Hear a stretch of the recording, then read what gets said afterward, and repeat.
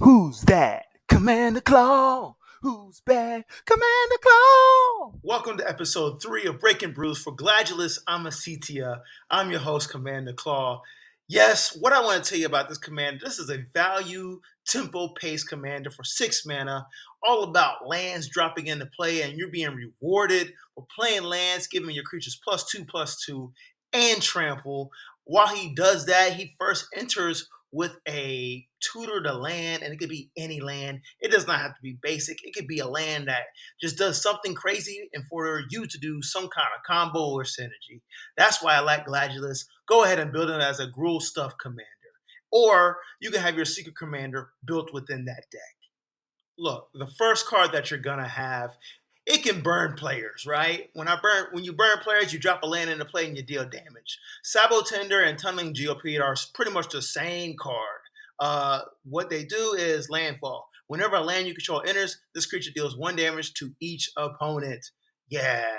So every turn you drop a land, then you have a creature or an effect that says you can play additional land, and you play 2 lands per turn or 3 lands per turn. Your opponents are taking that much damage, right? Then if you have damage multipliers on it, you can pretty much finish off opponents. These are great little creatures that just can take over games, or actually finish games when opponents are just low. And landfall triggers are hard to interact with. So we're sticking with more landfall stuff real quick. Zendikar's Royal for 3 and 2 green. It's an enchantment. It's landfall again. Whenever a land enters the battlefield under your control, create a 2/2 green elemental creature token. What players usually do with this, they have some kind of elemental synergy. Elements have flying, elements get +1/+1. But overall, you're just putting more power on the board. So your opponents are just like, okay, is this sack fodder? Is this blocking? Nah, you can transform your board state into powerful creatures that just overrun. And overrun is just an effect that we describe where you give creatures +X and trample.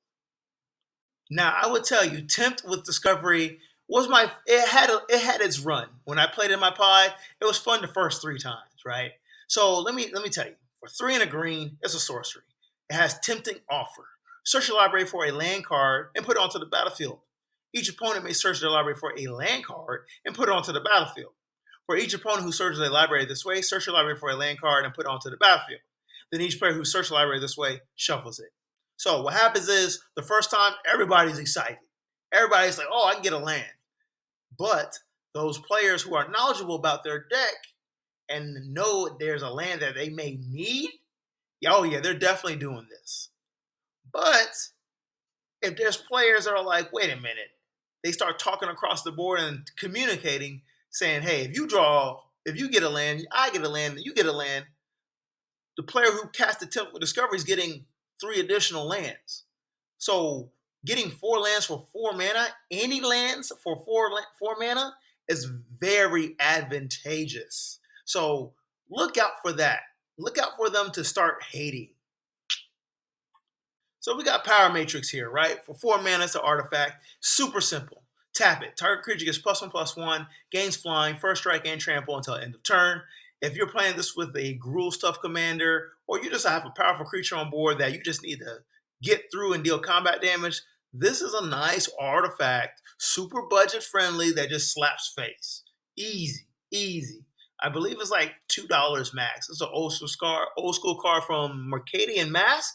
Yeah, that's what it looks like. Now, look, this is a Gruul stuff commander. This is not the best dinosaur creature out there, but it is fun, and a lot of people are going to hate on it, and I think a lot of people actually haven't tried it. I played with it several times. It's a pet card for me. I'll tell you that straight up. Who doesn't like dinosaurs anyway? Anyway, the Terrask from Dungeons and Dragons for 6 and 3 green is a 10/10 body legendary creature dinosaur. The Terrask has haste and Ward 10 as long as it was cast. Whenever the Terrask attacks, it fights target creature defending player controls. So, to me, you definitely play this creature when the board is empty and most likely your opponents can't produce enough creatures on that turn on the bounce back after a board wipe, right? So slap face for 10 damage with a dinosaur with haste. It's got Ward 10. Nobody's going to pay the Ward 10 cost. Like, that is crazy, right? So it's almost like hexproof. Then don't underestimate its fighting ability, right? So when it attacks, it just does 10 damage to any creature that defending player controls.